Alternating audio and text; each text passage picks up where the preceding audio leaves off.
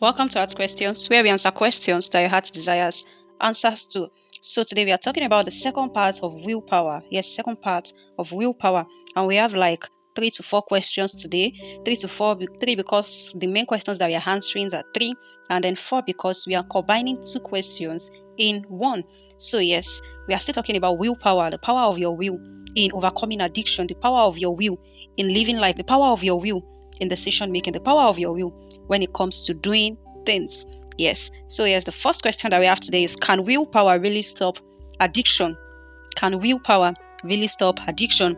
You know, when we look at it from the spiritual side, addiction is somehow demonic.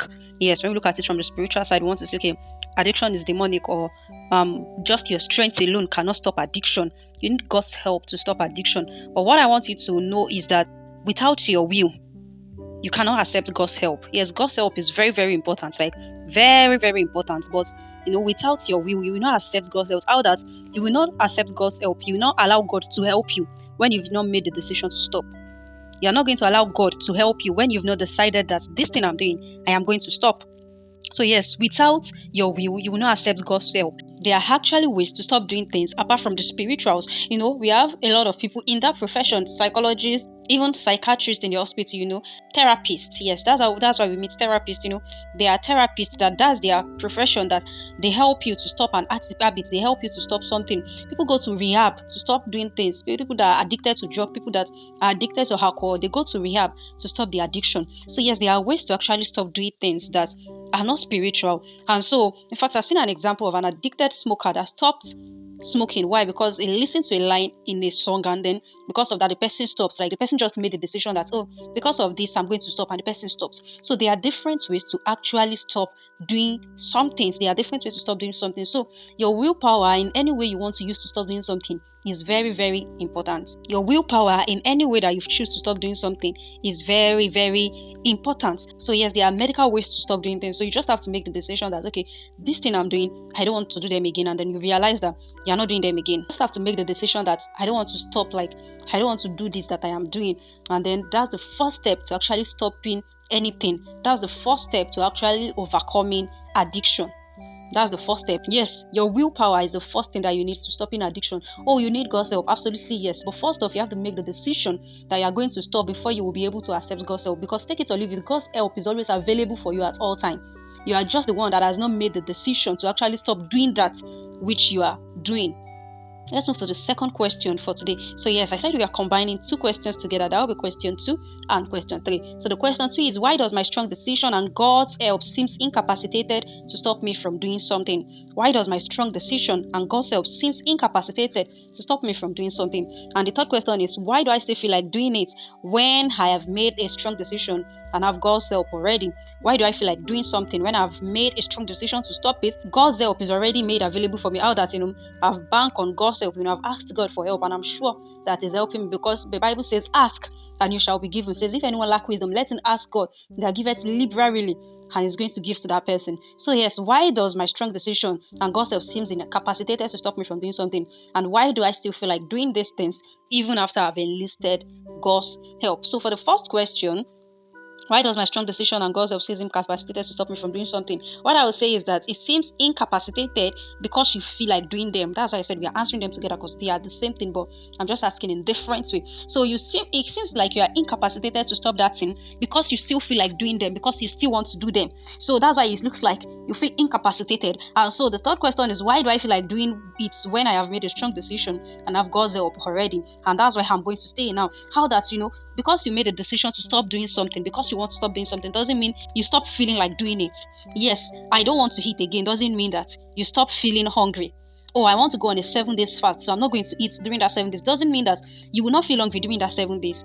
You actually feel hungry, you still want to eat, but then you are now rationally making the decision not to eat. And that's why when we are talking about making decision making is not emotional. When we are talking about willpower is not emotional, because we don't live based off our emotion. We don't live based off on what we feel. Sometimes our emotions is contrary to what we should be doing. Our emotion is contrary to what we want to do. The way our emotions is, you want to pray, you don't feel like praying. We don't live based on our emotion. You want to study the scripture, you don't feel like doing it. You don't live based on your emotion.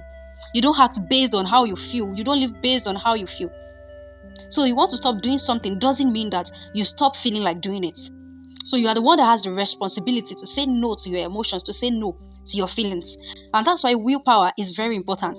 And when we are talking about willpower, we are talking about strong will that I am not going to do this again. So strong will that we are not going to do this again, because if it is not definite in your mind, it is still possible for you to want to do that when you decide that you want to stop doing it. It is still possible for you to feel like doing it. Not that it's even still possible. You feel like doing it again. Yes, you feel like doing it again. You feel like doing it again. So yes, that you've made the decision that you want to stop something doesn't mean you stop feeling like it. And that's why the willpower coming out, that you are making the decision now. Your will is at it now, because you will not act based on your will. You will not act based on how you feel like doing it. You will not act based on what is coming to you. You will not act based on your emotions. You will not act based on what you really want to do. But rather, you will act based on what you think God wants for you.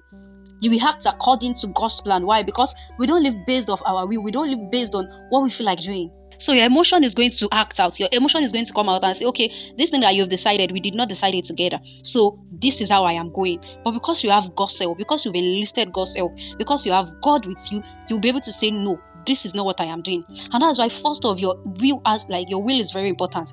Let's say, for example, you want to go on a 7 days fasting and prayer. Trust me, the first day is not going to be easy. And on the third day, you are going to feel like dying. If your decision is not strong, you are actually going to hit that, oh, I cannot come and die, let me just eat. I want to go on a 3 days dry fasting. You already started. And then along the line, you just know that if I continue this thing, I'm going to fail and I'm going to faint. And then so you just go ahead and eat. When we are talking about your will, your will, you have to be able to control your will and your emotion. You have to be able to balance it. You have to be able to, and that's why as believers, we should not live based off our emotion. You want to break a relationship, you want to stop a relationship with someone, you don't have to do it based on your emotion. Or you don't want to marry someone because God has said this is not the person for you. You will not make that decision with your emotion. Oh, you've told the person no and the person is crying. You are not deciding based on your emotion. So yes, when it comes to stopping addiction, you don't live based on what you feel. You don't continue doing that thing based on how you feel. But rather, you stop doing it. You feel like doing it because it is normal. You've been doing it. You are addicted to it. Even if you are not addicted to it, it's something that you've been doing. It is something that you like doing. It is something that you've derived some sort of pleasure while doing it. You've derived some sort of pleasure while doing it. So definitely you want to keep doing it. Definitely you still feel like doing it. So it is not wrong to feel like doing it. You just have to stand strong and not yield to your emotion and not yield to your feeling. It comes to your prayer life. If you don't feel like praying, then you pray. And that's where your rational mind comes in. That's why you think rationally sometimes. You don't think emotionally. That's why you just think outside of course, we are emotional people, but then there's a way you can actually live above your emotion. There's a way you can live above the limitations of your emotion. Because trust me, we don't live based on our emotion. You can't run the Christian race successfully if you want to do everything based off your emotion. So yes, let's move to the fourth question, which is our last question for today.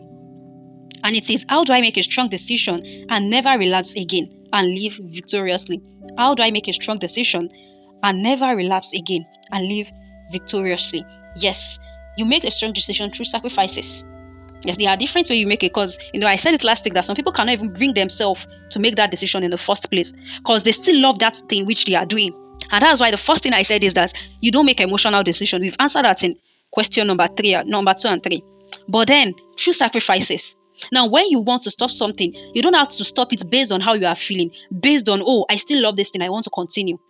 Number 1, you cut out the emotion of it. And that's why we see some people, there's an aspect of there are some people that in the Christianity, in the living like Christ that they are preaching, it is not emotional.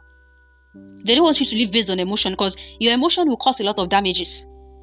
So yes, you make a strong decision and never relapse again. Number 1, by cutting off emotions. Number 1, by saying no to your emotions. And number 2, through sacrifices. And I believe we've talked enough about emotions. And so for this, I'm just going to talk about sacrifices. When you want to stop something, stop from the great thing. You are addicted to K-drama, you're addicted to different things, and then you just want to finish the K-drama you are watching currently before you stop it. You are deceiving yourself. Don't finish that one that you are watching currently. Stop it from it. Stop doing it. Stop watching it. Don't finish it no matter how much. Oh, you are so addicted and you love it. Sacrifice it.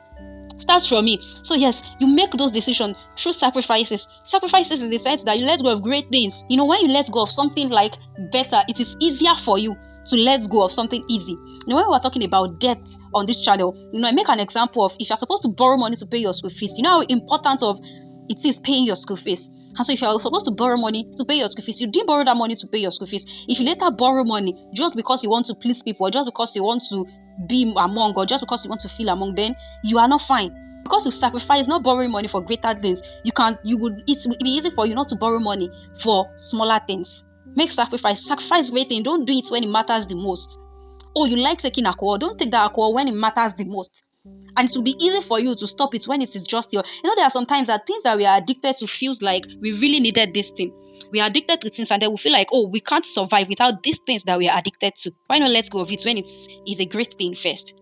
Sometimes it looks like things that we are addicted to, we actually need them to survive. So why not let go of them when it looks like you will die without them, and see if it will not be easy for you to let go of them when it does not really matter. Yes, look at those times that it looks like you can't survive without those things and let go of them, then you will see how easy it will be for you to actually survive when it really matters, when it does not really matter. So yes, be able to let go of them. So yes, we overcome, we make our strong decisions through sacrifices. We make strong decisions through sacrifices. So make your decisions. Make your decisions. So yes, we are talking about willpower, letting go of addiction, and then we are talking about willpower at letting go of addiction. Your willpower, your decision. When it comes to addiction, what role does your decision play? What is the impact of your decision? And I will have to tell you that your decision is very, very important. That's the first thing that matters. You have to decide to stop first. So your decision really matters when it comes to stopping addiction, when it comes to not doing something again, when it comes to letting go. Your decision matters first. Your decision matters first. So yes, in letting go of addiction, just make sure you've made the decision. Make sure you make the decision, and then there's sacrifices too. Thank you very much for listening to the end. Once again, this is Ask Questions, where we answer questions that your heart desires answers to. And then there's a link in the description of this video, the description of this channel, and even in the comment sections where you can ask your questions. Questions that looks awkward to ask outside, to ask in a congregation. You can always ask them, and you can be sure that they will be answered. And until next time, bye.